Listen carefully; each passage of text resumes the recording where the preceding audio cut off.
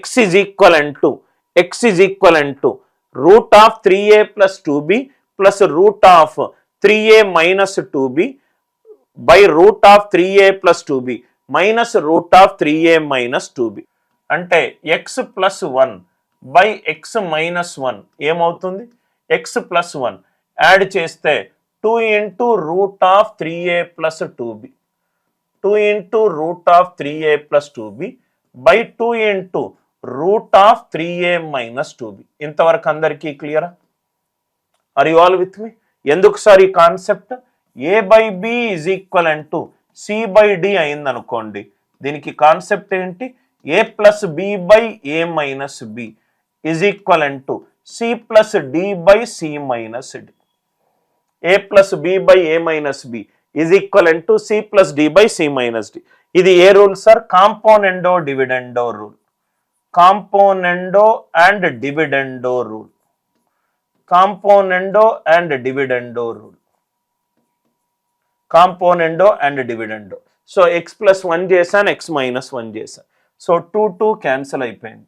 అంటే X plus 1 by x minus 1 is route of 3a plus 2b by root of 3a minus 2b.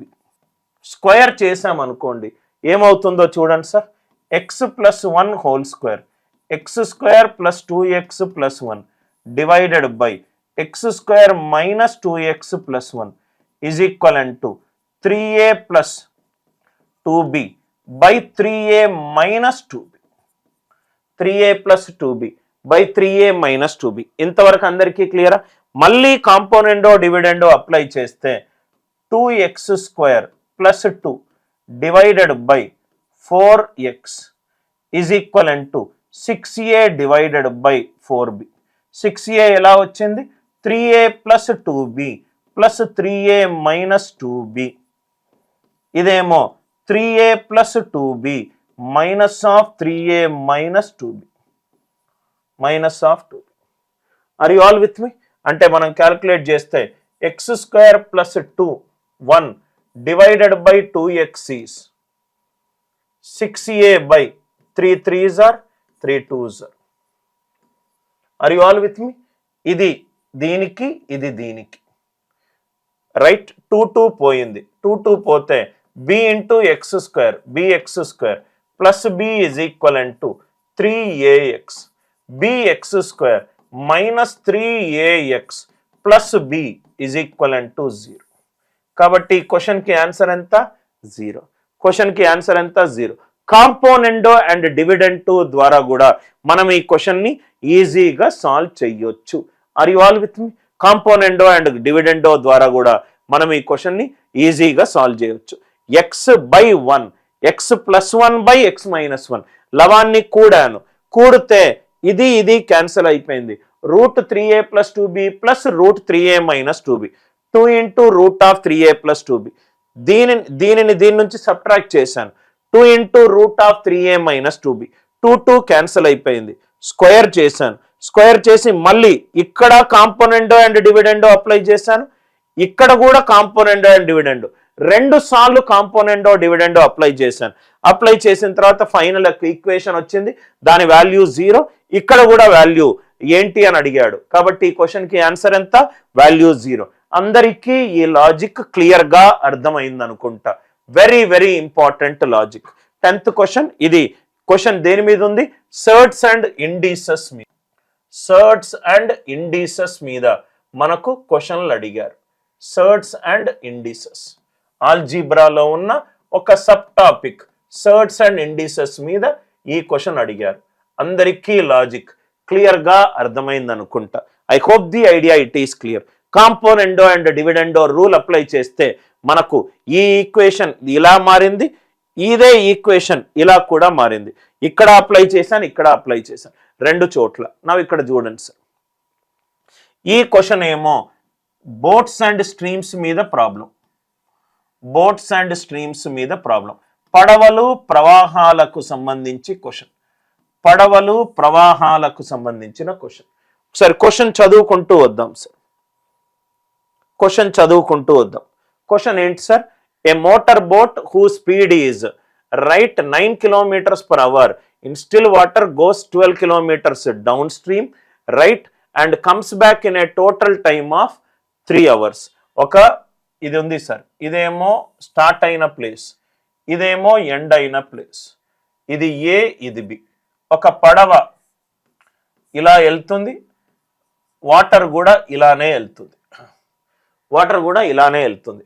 ఇది ఏ to B ఇలా వెళ్ళింది, ఏ to B, ఏ నుంచి B ఇలా వెళ్ళింది, బికి చేరుకుంది. మళ్ళీ తిరిగి వచ్చేటప్పుడు పడవ ఈ డైరెక్షన్ కింద వస్తుంది, వాటర్ అదే డైరెక్షన్లో ఉంది. ఏ నుంచి బికి వెళ్తున్నప్పుడు వాటర్ ప్రవాహము ఏ నుంచి బికి ఉంది, ఏ నుంచి బికి వెళ్తుంది, మళ్ళీ బి నుంచి ఏకి వస్తుంది. అలా టోటల్ వెళ్ళడానికి time taken from A to B plus time taken from B to A, total ఎంత sir? 3 hours. Time taken from A to B plus time taken from B to A, total ఎంత? 3 hours. Speed is equivalent to distance by time. Distance, speed is equivalent to distance by time. Time ఏమవుతుంది?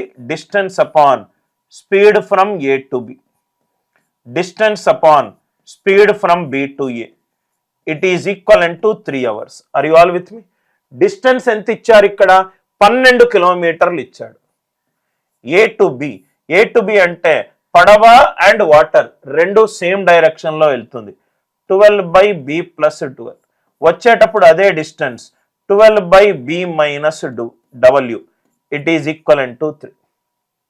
12 by b plus w plus 12 by b minus w equivalent to 3. Right. ఏమిచ్చాడు ఇక్కడ? Speed of the water boat speed ఇచ్చాడు. 12 by 9 plus w plus 12 by 9 minus w is equivalent to 3. ఈ equation అందరికీ అర్థమైందా? అర్థమవుతే substitution వేస్తారు. Speed of the boat ఇచ్చాడు 9, speed of the water కనుక్కోవాలి. 12 by 9 plus 12 w plus 12 by 9 minus w 3. Now answer substitute చేసుకొని ఎక్కడ వస్తుందో చూసుకోండి sir.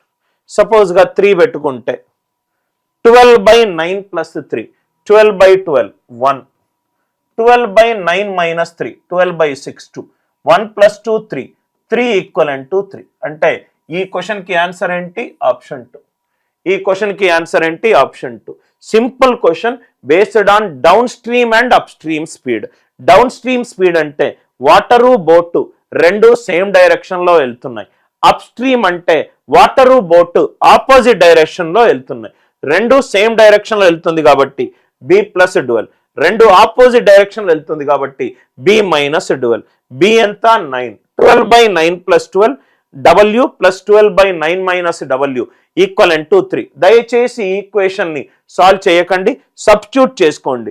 12 by 9 plus 3 plus 12 by 9 minus 3, 3 equivalent to 3 అయింది. అందరికీ ఈ రైట్, ఈ క్వశ్చన్ అందరికీ క్లియర్ గా అర్థమైంది అనుకుంటా.